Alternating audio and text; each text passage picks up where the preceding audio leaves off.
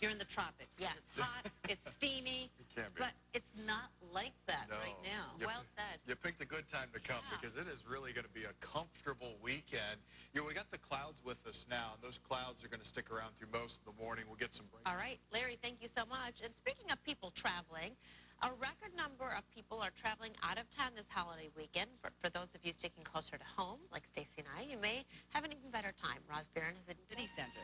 Here's an over-the-top idea for fireworks viewing 4th of July Monday night inside a gondola at Navy Pier's new Ferris wheel. How cool is this?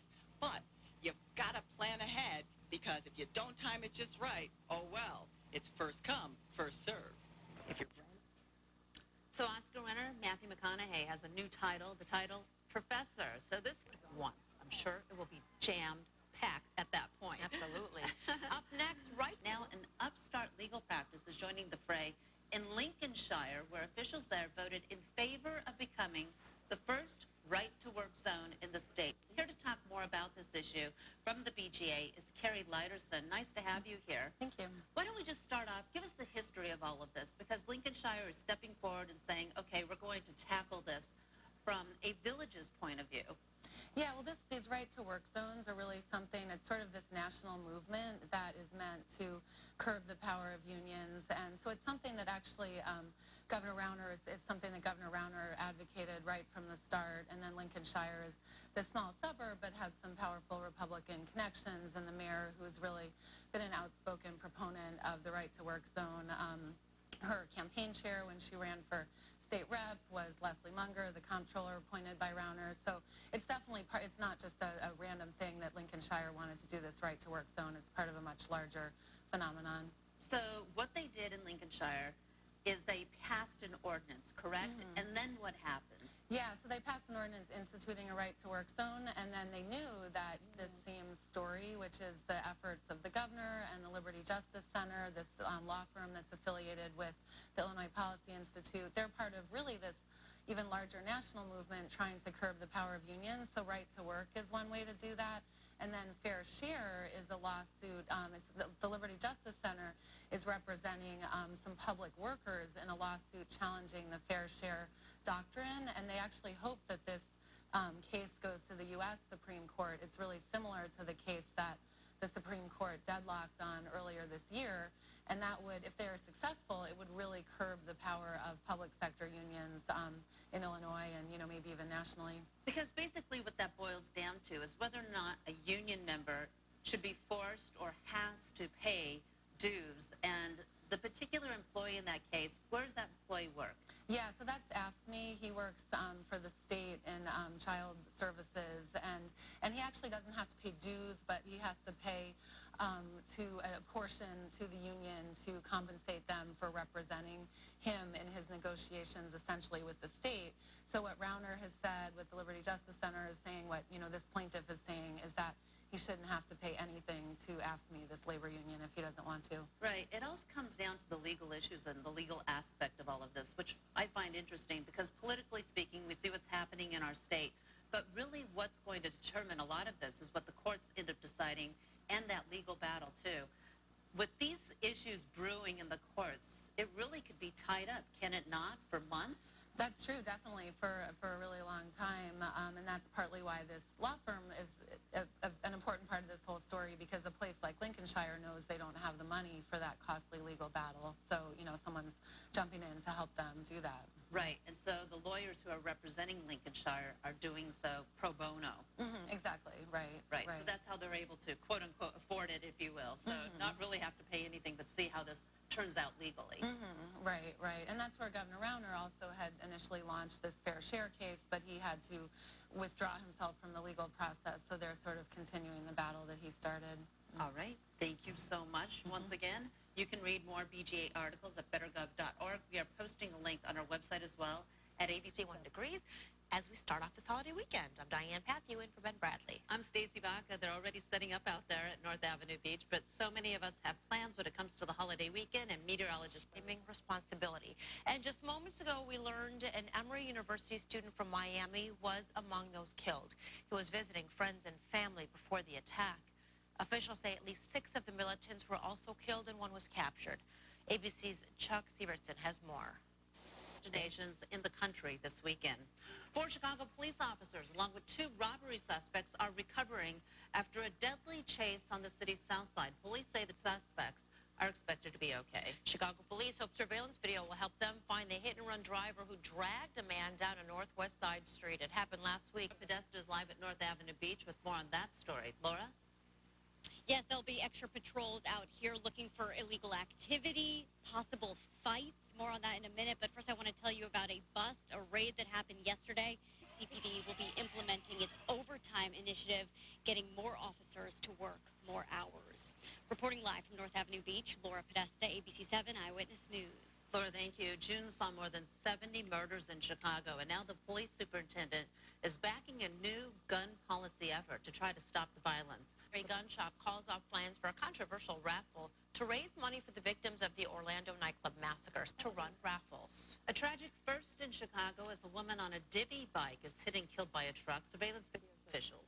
A word of warning from a Portage Park man who blew off part of his own hand with fireworks. 39-year-old Rafat Sajiha talked to us about, from his hospital bed, about that terrifying moment. They play with fireworks. Just in time for the week, and the new reversible express lanes on the Chicago Skyway are now open. They are only mattress. Tonight, what's Christy Brinkley have for you that you're gonna want? Well, trust us. You'll love it. Plus, watch tonight at 8/7 Central on ABC. Get a full hour of eyewitness news before lunchtime. The latest headlines, breaking news, first alert weather. Watch your team at 11. Terrell Brown, Judy Sue, and Tracy Butler. ABC 7 Eyewitness News at 11 a.m. Mental health issues. More than 100 civilians in parts of the Middle East have been killed by American drones since President Obama took office in 3 operations. And this is a wild story. The Tesla driver killed in a Florida crash is believed to be the first American to die in a car while in the so-called self-driving mode. 45-year-old Joshua Brown had shared YouTube videos showing him investigators. So officials in Florida, they are worried about this right here, and they are asking for a state of emergency to be declared as a toxic algae bloom devastates parts of the state. The U.S. Army Corps of Engineers determined how it died. And an orangutan who broke free from his enclosure at the Busch Gardens in Tampa, Florida, back in its cage this morning and doing well. The orangutan. For years, it's a curated collection. If you're waking up this morning, don't be upset if you didn't win last night's $415 million Mega Millions lottery, because nobody else did. And that means the jackpot won't. I can't watch. I know. And I like hot dogs. I can't watch. Disgusting. Think about It's that. just a lot of 6 hot dogs in a minute for 10 minutes. That's Oh. incredible. the pain. Yeah. A minute. Right. Yeah. Oh, there you have it. I can't do it. Well, you know, we've got some pretty nice weather here. If you like the cooler weather, this is pretty unusual for the early part. So we get a break from the humidity this weekend. It comes back at us pretty hard by the middle of the week. So if you don't like, this is too cool for you, Right. you're going to get Wait your till taste, your Wednesday and fill. Thursday. Mhm. Yeah. And if you do, grill out and enjoy the weekend. Right, there you have it. I'm not complaining at all, No, Larry. it feels Thank pretty you. good. Yeah. All right. Thank you for that. Up next, Party with a Purpose and Naperville in our community. Food, music, family fun. Naperville Rib Fest back for its 29th year. RibFest Marketing Chairman Ray Kenny joins us live from Naperville to tell us what's ahead today. And Ray, just want to say good morning to you. Good morning to you guys. How you doing?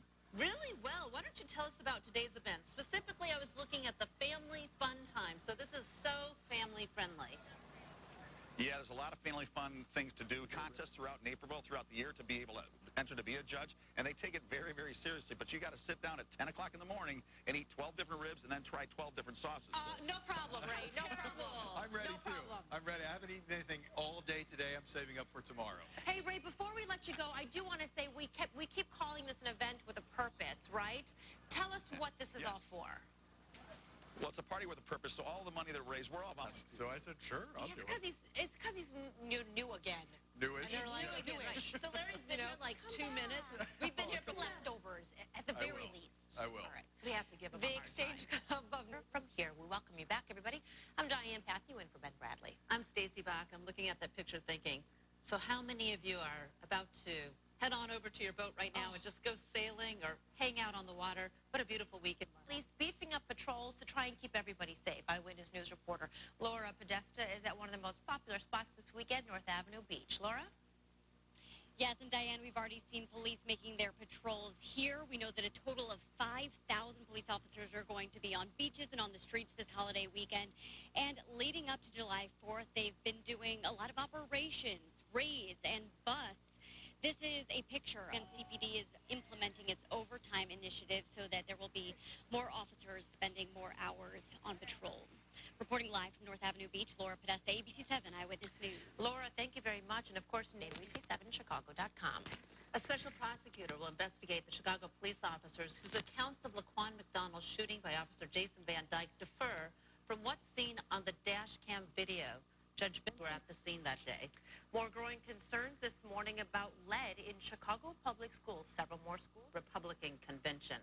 U.S. Attorney General Loretta Lynch admits her meeting with former President Bill Clinton was a mistake. Her department is investigating Hillary Clinton's use of a personal email server.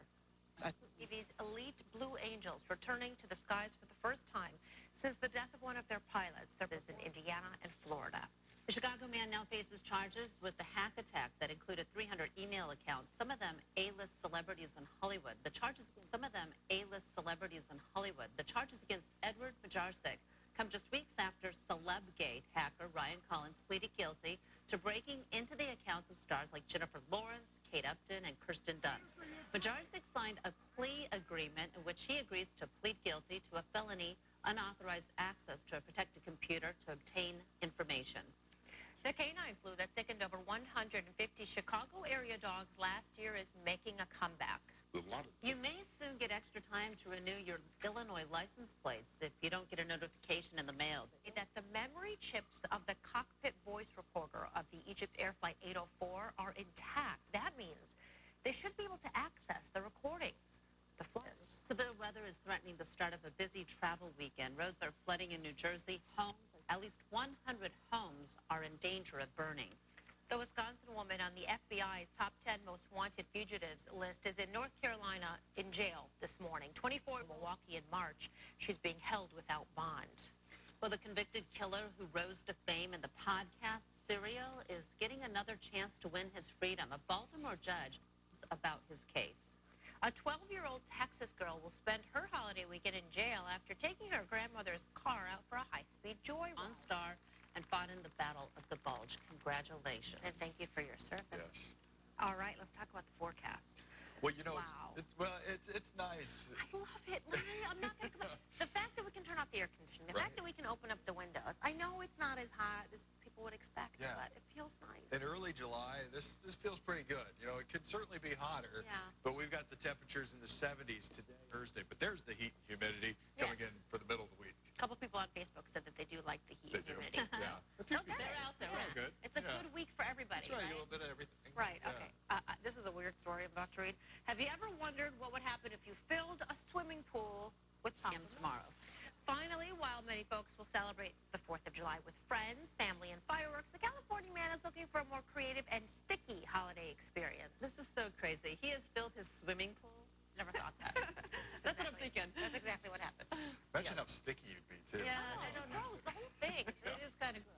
Monday, then heating up by the middle of the week. Yeah, we want to go hang out at a pool, but not that kind of pool. Yeah, not a Coke pool, not a Coca-Cola pool, a regular pool. Well, thanks for joining Amanda's us. Pool. Time it opens at noon today.